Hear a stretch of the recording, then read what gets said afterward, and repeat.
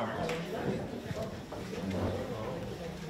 Right, so thank you very much for inviting me to this paper.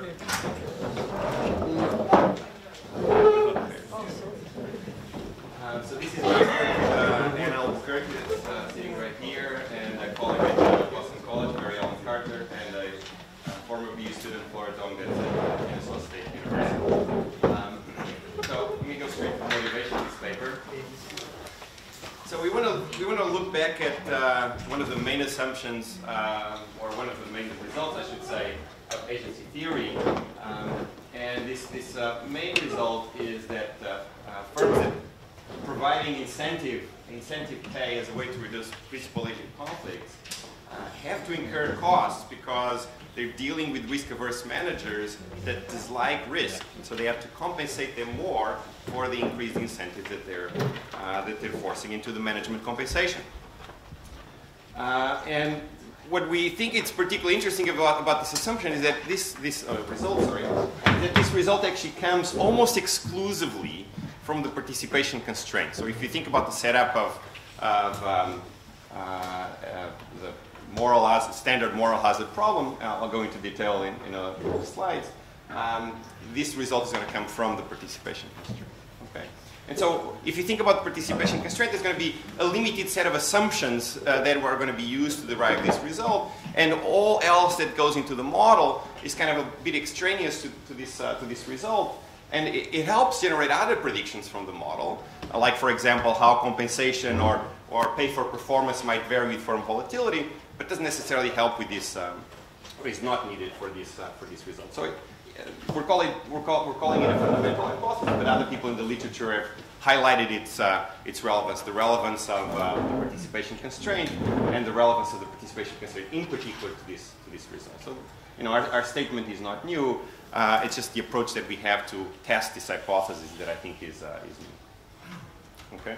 It's also a fundamental result from agency theory because when people estimate models of CEO compensation, often enough, still as of today, the workhorse model that is usually used is a linear model that comes from Holmstrom, Milgram, and other people like that. That is in the background precisely this moral hazard setting. Okay, so there's some related literature. I just want to touch on two sets of literature here. So there's some earlier work that has looked at cross-country. Why do we see that U.S. CEOs are paid significantly more than CEOs in other countries? And one of the results is, if you take into account the risk associated with the incentives that they're being provided, that kind of covers the gap between, across countries, between what CEOs make in the U.S. and elsewhere. And so those are some early papers. That's kind of a different way to put the same question, and that's those papers did not have the advantage of the wealth of data that we have, in terms of contract information. And so we're going to explore that in our setting. And then there's also a related literature that deals with, as I was saying, pay for performance sensitivity and firm risk. Actually, the predictions of the model, of the standard moral hazard model, can have a positive sign on pay for performance sensitivity and firm risk, or negative sign. But whether there's a positive or negative sign on that relationship, the relationship between average pay and volatility that we're going to be studying, that still persists, independently of the relationship between firm risk and performance. All right, so let me move on. Let me just, kind of walk you through the steps of what exactly that we do. So if you take Grossman-Hart, then what you have is that, there's a principle, a shareholder, let's say, that's maximizing, net of pay operating profits, subject to an incentive compatibility constraint that I'm not writing down in this slide, and also subject to a participation constraint. And this participation constraint says that you want to make sure that whatever the agent gets in this contract is at least as good as what the agent could get under some alternative opportunity. And so the U bar here is some alternative opportunity. The U is the utility of the agent under the contract, the utility of the agent, and then W is the pay that the agent gets in the contract, and E is the effort provided by the agent. And so that's just the expected value of the utility of the agent being bigger than or equal to some alternative option. And you can see here what the assumptions are that we need for this result. You're going to need that this utility displays risk aversion, okay? And that's kind of the usual thing in these models, that you're trading the fact that the principal is risk neutral against the fact that the agent is risk averse. So, providing incentive is going to be costly in that way. Okay? And so you need there's some risk aversion over here. You need this participation constraint to be binding. And in the typical model, this very conditions are very weak that you need for this participation constraint to be binding. So once you have that, in particular, I'm going to illustrate here what comes next using exponential utility and normal shocks a la Ohmstrom and Milgram. But basically, that allows me to calculate this expected value over here on this left-hand side. So using the Ohmstrom and Milgram setting, you get that what's on the left-hand side of that participation constraint is just basically a certainty equivalent. You have, what utility do agents derive under the contract? Well, that utility depends on how much pay on average they get, but it also depends on how volatile that pay is. And once you start providing incentives, you increase the volatility, provided these other things are here not moving too much. Then if volatility increases, to keep this constraint binding, you have to increase pay to these agents, and that's why incentives are costly to the firm. Okay, so nothing new here. And so the hypothesis we're testing is that all else equal, conditional mean pay varies positively with conditional volatility pay. So this is a parallel to asset pricing models where people link expected returns to variance of returns. You're expected to earn higher returns if you're taking riskier positions. Okay, so that's kind of the similar parallel. The trade-off there is also given by risk aversion, much like the trade-off here is given by risk aversion. It comes from similar utility specifications, so it's very much the same thing. Clearly, what we're doing here is not testing anything causal. Okay, both of these things are determined in equilibrium simultaneously. Right, so it's not a causal relationship between these two things. It's a correlation that would arise, from the model. And that correlation here would be dictated by risk aversion. This gamma is a parameter of risk aversion. All right. So in terms of our empirical specification, so you take your participation constraint written in that form. This can be generalizable. If you have a general utility function, you can take a Taylor series approximation. You're still going to have a trade-off between mean returns of all variance of returns. You might have other terms that have to do with skewness of pay and kurtosis of pay and so on and so forth. We can think of adding those things later on in the analysis as well. So the regression specification is you have on the left-hand side conditional mean pay. On the right-hand side, you have conditional variance of pay. And then you have things that could capture the cost of effort or changes in the value of outside opportunities, for example. Right? And what we're doing here that I think is novel is we're actually going to simulate these values. So we're going to use incentive lab data that has rich contract information on what CEOs make. And so we're going to use that rich contract data to actually simulate these expected values for pay, for mean pay and variance of pay. Right, so let me just give you an example of what we're doing. So imagine we're sitting in the beginning of 2018, and firm A offers a contract to COZ that pays two things. One is a salary of $500, and the other is a cash bonus if and only if sales growth is above 5%, in which case you get $100 more for each additional percentage point. So something really simple, something trivial that I'm putting up here. So imagine what we do is we then simulate sales growth to the end of the year. Okay, so here I'm going to have three paths for sales growth. So sales growth could be 7%, 6%, or 5%, let's say, under my example of simulation over here. And so what would be pay at the end of the year? Well, according to the contract that we're setting up, that we're writing down at the beginning of the year, the end of the year pay for the CEO would be, the salary component. And in this case, it's really good news. So you would have 2 times $100, so $700 in total. You know, if sales growth is not that high, then you only have one multiple of $100, so $600. And if sales growth is just 5%, then you have no multiple, you just get your salary, period. Okay? So then what we can do is once you have these simulated payouts at the end of the year, we can calculate what the expected value here, and here I'm just assigning 1/3 probability to each of these different outcomes. And so, you know, a third 700, a third 600, a third 500, that's, you know, $600 of conditional mean pay. And then you can calculate the volatility as well. So now we have simulated values of these mean pay and variance of pay, and I can run a regression of one on the other. Okay? So what's messy is that things are really, really messy. I mean, these contracts are incredibly messy. And it's taken us, you know, a couple of years to go through these, and Kevin just sent us a list of questions on that, you know, probably sent us a list of questions yesterday, so it kept me awake until 2 o'clock in the morning just by looking at everything that he had to say. I mean, there's a lot of really good stuff in the things that, you know, he probably won't be talking to you about those things, but I mean, they're useful to us. But just let me give you a gist of how complex these things can be. So a CEO could have, you know, multiple grants in a year. So let's say a bonus grant, a restricted stock grant, and an options grant in any given year. Then, you know, it could even have potentially multiple grants of each kind. So 2 bonus grants, for example, plus everything else.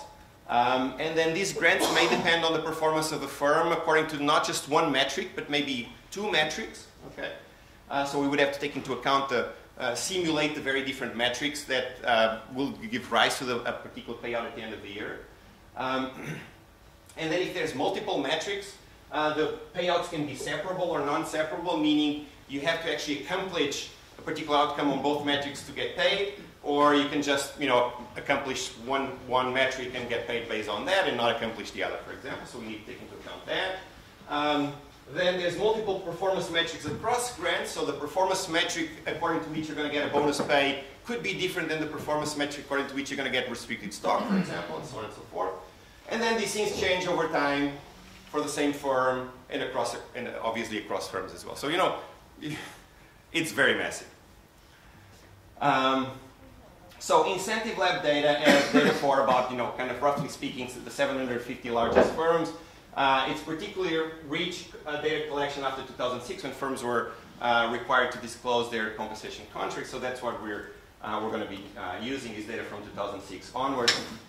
And then we're going to use CompuStat data, accounting data from CompuStat, CRISP, to kind of, and also price data to kind of have, you know, simulated paths for the different performance metrics so that we can calculate the simulated values. So we're going to do, you know, 10,000 simulations per grant, per metric for each firm year. So we're going to do, you know, this is a massive simulation for each possible contract. And then we're going to, you know, at the end of it is that we get some measures.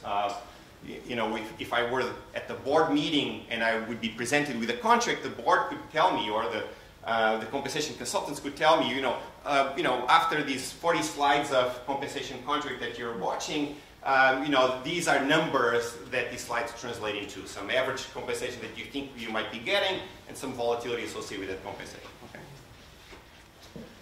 All right, so just some numbers from this table. There's a lot of cleanup that we need to do. Part of that cleanup has to do with the fact that we can't just deal with everything. Okay, so our data is just of CEOs. Okay, so we chop everything that's not a CEO.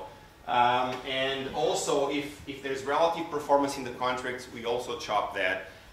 You know, just because it's very messy to have to deal with who are the peers and what, you know, the particular performance metrics of the peers that we're against and so on and so forth. So we take out, and that's not trivial. We're actually taking out a lot of data points, maybe half of the data points from Incentive Lab.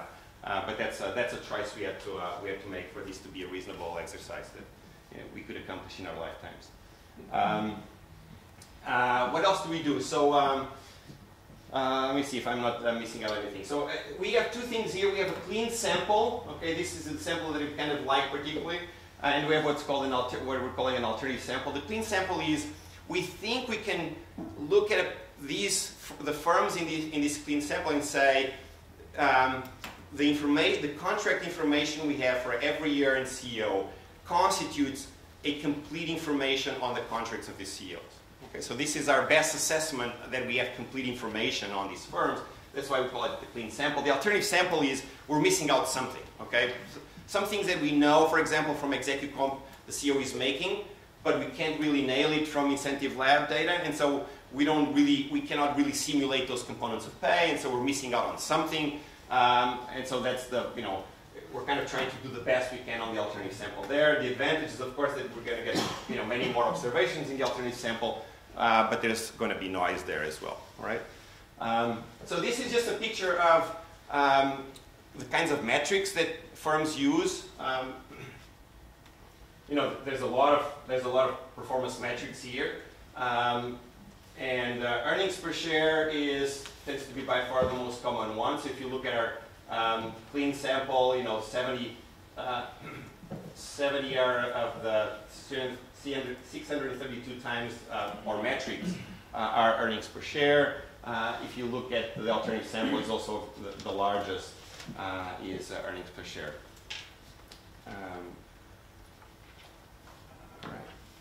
So a little bit more information on our data here. So if you look at this is grant level and CO level information. So for example, if you take number of performance metrics per grant year, all right. So in our clean sample, it's about 1.3 average. So in a bonus contract, typically there will be 1 to 2 performance metrics. Okay. And the CEO will get about 1.1 bonus grants on average. Okay, this is for bonus. For stock, it's about 1.1 as well, and there's about 2 option grants on average per year per CEO. All right. So once we do the simulation, we can compare the results from our simulation to the results from that we have of realized pay from TDC1 from executive comp, what supposedly CEOs are making. And so that's that first panel there compares in the clean sample the expected value of pay with the realized value of pay. And of course, if you think about it, realized value of pay could be higher or lower than the expected value of pay. And so what we think is once you add up and average out across all CEOs, you should get more or less the same thing if we're not too far off. It turns out we're a little bit under evaluating pay of these CEOs. Okay, so because realized TDC1 tends to be a little higher than what we were able to simulate. Okay, that's particularly so if you look at restricted stock. The other things I think we're doing kind of okay with simulated options and the paid value of options, and also with bonus. But here, there's the biggest gap, and we've looked at this gap. There's a paper that actually does just this picture over here. The Bettis, Bijak, Coles, and Kapathy does just this, simulates restricted stock grants. Okay, and they find that there's a 30% gap between what they're able to simulate a value from these grants and what executive comp would show. And this is kind of the difference here. It's about 30% of difference as well. Okay, we've tried to inquire where this difference is coming from. Sometimes it's misreported values. There's all sorts of different things. Sometimes executive comp reports the value of stock grants together with the value of option grants in the same number. And so, but that doesn't sound to explain everything, so there's got to be something else happening here. We're not the first ones to find this gap, but the gap seems to be there. So altogether, once you add everything together, it seems reasonable what we're doing. This graph shows the percentage of firms that offer particular things in the contract. So bonus contracts have been increasing in relevance, and same thing for restricted equity grants. Options grants have declined in relevance over time. This is with our clean sample from Incentive Lab. If you look at executive comp, it's very similar. This historical trend on option grants, it's well known. There's also historical from 2006, but trend on restricted equity grants going up. It's also fairly well known. We just don't get this, you know, the fraction of firms giving out bonus grants. It seems to be missing out from our clean sample a little bit. All right, so our main result is, you know, then we use these simulated numbers and we regress expect conditional mean pay on conditional variance of pay. And what we find is, you know, there's many columns over here. You know, this is the clean sample without options or once you include options. We find a positive number which is consistent with the underlying hypothesis. Okay, that positive number tends to be bigger once you include firms that also pay out with options. Okay, so options tend to, you know, make these correlations stronger. And if you look at the alternative sample, with all the noise that it has, it actually produces very similar estimates from relative to the clean sample. Okay, the numbers decline a little bit once you include fixed effects, but you know they're positive. And so there's a bit of a question of how large these things are and what do they actually mean. So, you know, we do a couple of things. One is we try to see whether this elasticity that we're estimating actually has to do anything with risk aversion per se. So, you know, we take proxies from the literature for risk aversion. So there's a paper in the Journal of Finance on fatalities and how CEOs that experience severe, you know, in their childhood, in the teenage years, episodes where there were significant fatalities in their neighborhood where they were living, you know, does that affect their, you know, risk-taking behavior later on? You know, we try that, you know, whether the CEO has a airplane pilot license, whether it was a, you know, depression baby, female, or a married CEO. These things tend to line up. I mean, I'm not incredibly, even for a t-stat that's bigger than 3, you know, I'm not incredibly confident on these things, simply because, you know, like, there's only like 8 observations here for depression babies, CEO. So, you know, there's, anyway, but they seem to line up with what we would expect it has to do with risk aversion. The point here is also that it doesn't really change much, the elasticity, okay? It's still significant, but it doesn't really change much. Okay, so what we do next is we say, okay, so how large is this elasticity, all right? There's a couple of ways that you can ask this question. You can convert this elasticity to a risk aversion coefficient, and a relative risk aversion coefficient that would come out of this would be 1. Okay, so we saw estimates of that already today from Kevin's paper. You know, you might think that that's reasonable for CEOs, so that's too low. So that's, you know, whatever your prior is on that. So that's would be our estimate. Another way to think about this is, you know, Kevin has a paper that looks at the growth in incentive pay, and there's a suggestion that most of the growth in pay for CEOs has been due to growth in incentive pay over the last 20 years or so. Okay, so we asked the question: suppose all of the growth was all of the variation in pay was due to variation in incentives. Okay, what would be the value of incentive pay implied by the elasticity that we estimate? And so pay at risk would be about 20 to 40%, depending on the exact number of the elasticity that we use. In fact, pay at risk is 75% in our data on average. Okay. So there's a significant gap, so it would seem to suggest that the elasticity that we're estimating is too low. Okay? So it may be that risk aversion has declined over time, giving rise to, you know, higher and higher levels of incentive pay. We run these regressions with Feynman-Macbeth regressions. There's no significant difference in the elasticities over time, so this is unlikely to be the case. And so the other possibility, there might be other possibilities, maybe Kevin is going to help us out here. But another possibility is that there's too much incentive provision for the CEOs. Incentive provision that actually generates volatility, but it's not compensating them in terms of what they would require being risk-averse agents. Okay, and so this actually, you know, is from the same paper.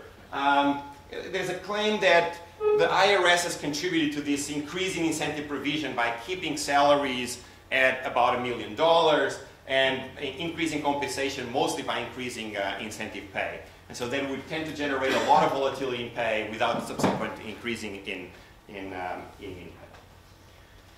So this is, I mean, kind of this would tear down a little bit on the usefulness of the Grossman-Hart model, I think. And today we also saw, you know, that the diversification story doesn't seem to be playing much of a role, at least in the way that people think about it, early exercise of option. You know, a consistent argument with what we're arguing over here. Okay, so of course, there's many extensions to the Grossman-Arden model. There's a lot of literature that came after that. And so we try to put in, you know, proxies for several of these things to try to see if, you know, once you account for those other effects, you change the value of the elasticity significantly. That does not seem to be the case. And then what we also do is we try two alternative measures of coming up with a measure of volatility of pay. One is this realized volatility that just uses historical volatility on pay contracts. Okay, and we can talk a little bit more about that at the break, perhaps. The results are very similar. And the other is we use an arch model. An arch model is actually something that's cool over here, because what the arch model does is the arch model has two equations, one for mean and one for volatility. And the arch in mean model, which is the volatility component actually enters the mean equation, which is this, is actually the ideal form of the specification that we would then use. So this has been used in, you know, other contexts, in other literatures. We can estimate this model, you know, for at least TDC1. This is not, you cannot read this as an elasticity. You have to transform this, but once you transform this into an elasticity, you actually get very similar numbers to what I showed you before. When you see your wealth, actually there's no effect here. But overall, the message seems to be consistent across all these different ways of capturing this mean and variance trade-off. Okay, just to conclude. So this paper looks back at this fundamental hypothesis in the agency model that you know, riskier pay packages require higher average pay. We find a positive elasticity that's consistent, but we think it's relatively small to give confidence and significant confidence to the model. One possible interpretation is that CEOs are over-incentivized, or they're saturated with incentives. And of course, looking at models that either introduce dynamics or introduce heterogeneity across CEOs or agents would be the next step on this literature. Thank you, Uri. Now we call Kevin.